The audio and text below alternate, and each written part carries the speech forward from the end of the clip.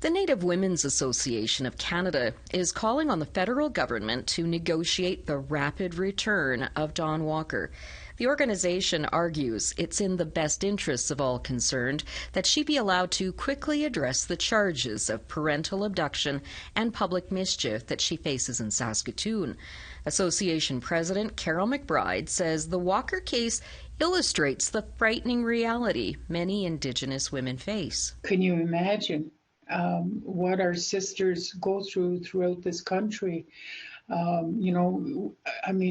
horrible word genocide.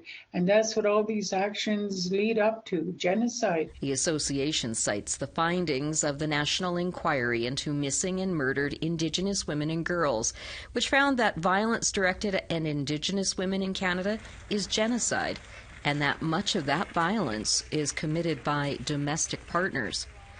Darlene Rose Okimesum Seacott with Women Walking Together in Saskatoon also said it's important that Walker be returned to the city as quickly as possible. An extradition request to bring our loved one back to our country around, the support of community and colleagues and friends, and especially the family, because we know what that experience is like in the judicial and justice system. Both organizations are concerned that officials in the U.S. and Canada will not fully take into account the systemic circumstances involved when Indigenous women believe they're not safe. This is not a place, a safe place to live as Indigenous women.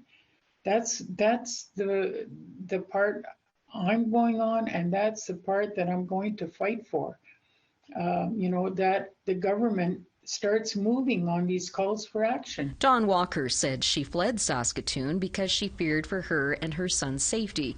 She and her son Vincent had been the subject of a week-long search when she was located in Oregon City. Vincent has been brought back to Canada and is with his father. Walker is scheduled to appear in an Oregon court on September 7th. Leanne Sanders, APTN National News, Saskatoon.